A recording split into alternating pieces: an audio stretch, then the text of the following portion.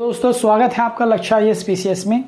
और जैसे कि दोस्तों हम मॉडर्न हिस्ट्री को टॉपिक वाइज कंप्लीट कर रहे हैं और उसमें मैं आपको आधुनिक भारत में जो सामाजिक धार्मिक सुधार आंदोलन है वो टॉपिक को मैं कंप्लीट करा रहा हूँ। उस टॉपिक को मैंने आपको राजा राम मोहन राय के बारे में पढ़ाया और ब्रह्म समाज के बारे में आपको पढ़ाया और आर्य समाज और दयानंद सरस्वती के बारे में बताया जो समाज सुधारक हुए हैं भारत में।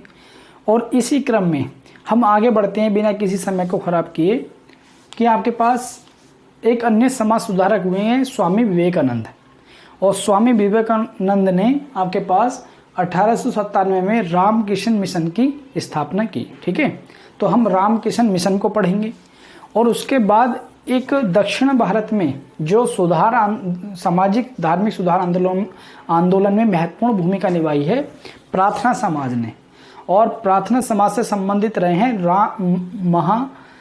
महागोविंद रनाडे। ठीक है नी, ये जिन्हें आपके पास रनाडे भी बोला जाता है या पश्चिम भारत का शुक्रात भी बोला जाता है। ठीक है नी, महागोविंद रनाडे के बारे में भी हम कुछ महत्वपूर्ण चीज़ों को पढ़ेंगे।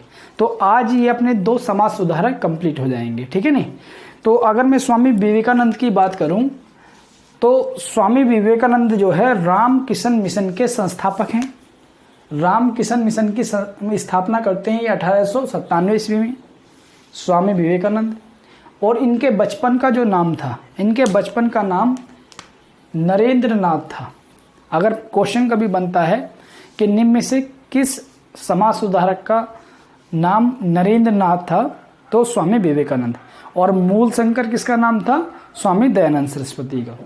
और स्वामी विवेकानंद का जो नाम है विवेकानंद, वो किसने रखा?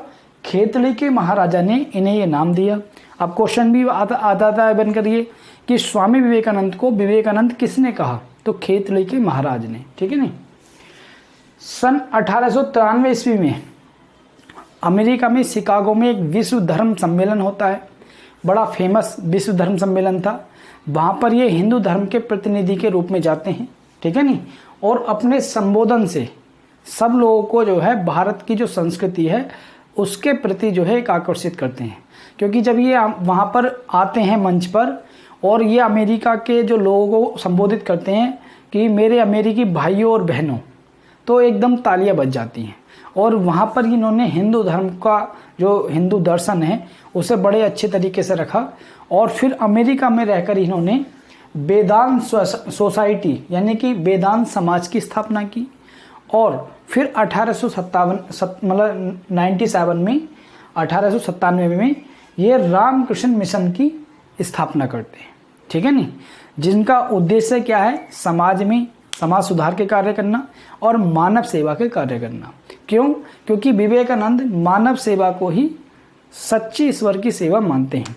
इनका जो दर्शन है वो क्रियात्मक दर्शन है। क्रियात्मक का मतलब कुछ करने वाला, मानव के लिए कुछ करने वाला, और मानव सेवा को ही ये ईश्वर सेवा मानते हैं। और स्वामी विवेकानंद खुद कहते भी हैं कि अगर आपको ईश्वर की सेवा करनी है तो आप मानव की सेवा कीजिए, क्योंकि मनुष्य के अंदर ही ईश्वरत्व है। ठीक है नहीं, एक व्यक्ति जो मूर्ति पूजा कर रहा है, अगर आपके पास उसका मन उसमें नहीं लग रहा, मूर्ति पूजा को केवल ये एक सरल तरीका मानते हैं उपासना का, लेकिन इनका जो उद्देश्य यही है कि मानव समाज, मानव की सबसे पहले सेवा होनी चाहिए। क्योंकि मानव ही नर ही नारायण है। इनका एक वाक्य है नर ही नारायण, यानी कि मानव ही भगवान है, क्योंकि उसके अंदर भगवान का समावेश है। ठीक है नहीं, एक आपके पास प्रबोधिनी पत्रिका ये संपादित करते हैं और एक प्रबुद्ध भारत भी पत्रिका ये निकालते हैं। और इसी क्रम में राजयोग, कर्मयोग, ज्ञान योग और उद्बोधन वेदांत सोसाइटी काफ़ी फेमस बुकों को ये लिखते भी हैं। ठीक है ना, वेदांत फिलॉसफी यानी कि अगर क्वेश्चन आता है बनकर कि प्रबोधिनी पत्रिका के संपादक किसने किया, तो स्वामी विवेकानंद ने। और एक प्रबुद्ध भारत पत्र भी निकालते हैं ये। और आपके पास ये पत्र है, आपके पास प्रबुद्ध भारत, और उसके बाद ये राजयोग, कर्मयोग, ज्ञान योग और उद्बोधन और वेदांत फिलॉसफी नामक प्रसिद्ध बुकें भी निकालते हैं, या बुकों को भी लिखते हैं। ठीक है, तो अगर कभी ये बुकें आ जाएं और पूछें इनके लेखक कौन है तो आपको याद रखना है। ठीक है, अब बात आती है कि रामकृष्ण मिशन का कार्य क्या है, या स्वामी विवेकानंद के जो रामकृष्ण मिशन की स्थापना करते हैं उसके क्या क्रियाकलाप है। तो पहला तो क्रियाकलाप यही है कि गीता के दर्शन, स्वामी विवेकानंद गीता के दर्शन और ईसा के उपदेशों, ईसा का मतलब ईसा मसीह, उनके उपदेशों को अपनाकर मानव मूल्यों की शिक्षा देते हैं। यानी कि आपके पास ये ईसा के वचन और गीता का जो दर्शन है उसको अपनाकर मानव मूल्यों की शिक्षा देते हैं और मानव सेवा को ही सर्वोपरि सेवा मानते हैं। और भारत की उन्नति के लिए मानते हैं कि भारत की उन्नति के लिए हिंदू मुस्लिम एकता पर बल देते हैं। ये कहते हैं कि अगर भारत को आगे जाना है तो भारत में जो सोसाइटी है, मैक्सिमम जो बहुसंख्यक हैं वो हिंदू हैं और मुस्लिम दूसरी जो सोसाइटी है वो मुस्लिम समाज आता है। अगर भारत को आगे ले जाना तो इन दोनों में जो है समन्वय होना चाहिए, इन दोनों में एकता होनी चाहिए। अगर इनमें आपसी मतभेद होंगे तो भारत को नुकसान पहुंचाएंगे, भारत को विश्व गुरु बनने में नुकसान पहुंचाएंगे। इसलिए आज के टाइम में आपने देखा होगा बहुत सारे संगठन ऐसे हैं, विवेकानंद की मूर्ति तो रखते हैं लेकिन उनके जो बताए हुए सिद्धांत हैं उन पर नहीं चलना चाहते। तो भारत जब भी आगे बढ़ सकता है जब यहाँ समाज, भारत में जो रहने वाले समाज हैं, विभिन्न जाति धर्म हैं, उनमें आपसी तालमेल हो, ठीक है नहीं। तो इसलिए ये हिंदू मुस्लिम एकता पर बल देते हैं। और स्वामी विवेकानंद कहते हैं कि अध्यात्म और भौतिकवाद के बीच समन्वय को ही मानव जाति के लिए श्रेष्ठ मानते हैं। मतलब ये कहते हैं कि अगर मानव जाति के लिए बेहतर करना है तो अध्यात्मवाद और भौतिकवाद यानी कि साइंस को और अध्यात्म को दोनों को मिलकर काम करना होगा मानव के सर्वोत्तम यानी मानव के लिए बेहतर करने के लिए। अध्यात्मवाद और भौतिकवाद यानी विज्ञानवाद को दोनों को एक साथ आना होगा। भारत से जो सामाजिक कुरीतियां हैं, ठीक है नहीं, जैसे जातिवाद है, छुआछूत है, ये सारी जो सामाजिक कुरीतियां हैं उन्हें खत्म करने पर बल देते हैं रामकृष्ण मिशन के माध्यम से। और भारत की स्वतंत्रता पर भी बल देते हैं। ये भारत के जो नौजवान यूथ हैं उनके अंदर देश की जो राष्ट्र भावना के प्रति जो एक आकर्षण है उसे पैदा करते हैं और राष्ट्र भावना का संचार करते हैं, ठीक है नहीं। मूर्ति पूजा को उपासना का सबसे सरल तरीका बताते हैं। स्वामी विवेकानंद कहते हैं कि मूर्ति पूजा करना खराब नहीं है, ये ईश्वर से जुड़ने का एक आसान तरीका है। जबकि स्वामी दयानंद सरस्वती ने यानी आर्य समाज ने मूर्ति पूजा का खंडन किया है, लेकिन इन्होंने कहा कि मूर्ति पूजा गलत नहीं है, लेकिन ईश्वर से जुड़ने का सरल तरीका मूर्ति पूजा है, लेकिन सच्चे मन से होनी चाहिए। और मूर्ति पूजा से ही पहले है मानव सेवा, ठीक है। उसके बाद सुभाष चंद्र बोस ने स्वामी विवेकानंद को आधुनिक राष्ट्रीय आंदोलन का पिता कहा। तो अगर क्वेश्चन बनकर आता है कि स्वामी विवेकानंद को आधुनिक राष्ट्रीय आंदोलन का पिता किसने कहा, तो सुभाष चंद्र बोस ने। तो ये मैंने आपको बताया, स्वामी विवेकानंद के बारे में बताया, उनके जो सिद्धांत हैं रामकृष्ण मिशन के उनके बारे में मैंने आपको बताया, ठीक है नहीं। तो ये अपना जो एक टॉपिक है स्वामी विवेकानंद वाला समाज सुधारक में वो कंप्लीट हो जाता है। अब हम बात करेंगे पश्चिमी भारत की, खासकर महाराष्ट्र की। तो वहाँ पर समाज सुधार के लिए कौन सा संगठन काम कर रहा है आपके पास, प्रार्थना समाज। प्रार्थना समाज जो है उसकी स्थापना 1867 में होती है। ये अपने आप में क्वेश्चन है, जो मैं बोलता हूँ या लाइनें लिखी हुई है ये अपने आप में क्वेश्चन है कि प्रार्थना समाज की स्थापना कब हुई, 1867 में। किसकी प्रेरणा से हुई, केशव सेन की। मैंने आपको बताया था केशव सेन कौन थे, आर्य समाज के आचार्य थे, ठीक है नहीं। उनकी प्रेरणा से प्रार्थना समाज की स्थापना होती है। आत्माराम पांडुरंग प्रार्थना समाज की स्थापना करते हैं और महादेव गोविंद रनाडे भी, ये महादेव है, ठीक है नहीं, यहाँ लिख सही कर लेना इसे, महादेव गोविंद रनाडे, महादेव, ठीक है नहीं। तो महादेव गोविंद रनाडे भी उसमें सहयोग करते हैं प्रार्थना समाज की स्थापना में, ठीक है। तो पहली बात, पहले हमारे 2-3 क्वेश्चन यहाँ से क्लियर हुए। एक तो प्रार्थना समाज की स्थापना कब हुई, 1867 में, किसकी प्रेरणा से हुई, केशव सेन की। किसने की, आत्माराम पांडुरंग ने। किसके सहयोग से, गोविंद रनाडे के सहयोग से। हिंदू, इसका काम क्या था, हिंदू धर्म में जो व्याप्त कुरीतियां हैं उन पर चोट करना। यानी हिंदू धर्म में जो जाति प्रथा है, आपके पास बाल विवाह है, सती प्रथा, ये सारी जो कुरीतियां हैं आपके पास ठीक है नहीं, बाल विवाह, दहेज प्रथा, इन सब पर जो है चोट करना। जाति व्यवस्था का विरोध करता है प्रार्थना समाज। स्त्री शिक्षा का प्रोत्साहन करता है, यानी कि स्त्रियों की शिक्षा पर बल देता है। विधवा पुनर्विवाह, यानी कि विधवाओं का मतलब विवाह कराने के लिए ये प्रेरित करता है लोगों को। और विवाह की आयु में भी वृद्धि करने जैसे कार्य करता है। क्यों? अगर बाल विवाह को रोकना है तो लड़की की जो विवाह की आयु है उसे इंक्रीज कर दिया जाए, तो बाल विवाह पर उससे जो है बाउंडेशन लगेगी लड़के लड़की की उम्र को। जैसे अब वर्तमान में जो करंट केंद्र सरकार है वो भी ये चाह रही है अब कि लड़की की उम्र जो है विवाह की 18 साल से 21 कर दी जाए, जैसा कि लड़के की है, क्योंकि समानता आनी चाहिए, ठीक है नहीं। और अंतरजातीय विवाह का ये समर्थन करता है प्रार्थना समाज, यानी अंतरजातीय विवाह यानी कि एक जाति से दूसरी जाति में विवाह को ये प्रमोट करता है, ठीक है नहीं। उसके बाद प्रार्थना समाज से जो जुड़े रहे हैं गोविंद रनाडे या महादेव गोविंद रनाडे, ये वेस्ट इंडिया यानी कि पश्चिमी भारत खासकर महाराष्ट्र में इन्होंने बहुत ज़्यादा समाज सुधार के काम किए, तो हम थोड़ा सा उनके बारे में भी जानेंगे।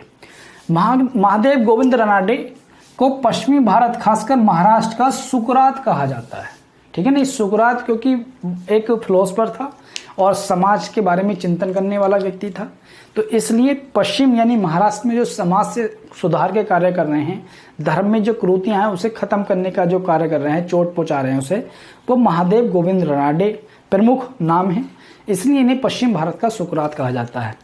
पश्चिम भारत का इन्हें सांस्कृतिक पुनर्जागरण का अग्रदूत भी कहा जाता है, यानी पश्चिम भारत में ये जो सांस्कृतिक पुनर्जागरण हो रहा है, यानी कि सामाजिक कुरीतियों पर चोट की जा रही है, धर्म में सुधार का काम किया जा रहा है, समाज में सुधार का काम किया जा रहा है, तो उसमें महादेव गोविंद रनाडे महत्वपूर्ण भूमिका निभा रहे हैं, क्योंकि जस्टिस थे, ठीक है नहीं, और इसलिए इन्हें सांस्कृतिक पुनर्जागरण का अग्रदूत भी कहते हैं।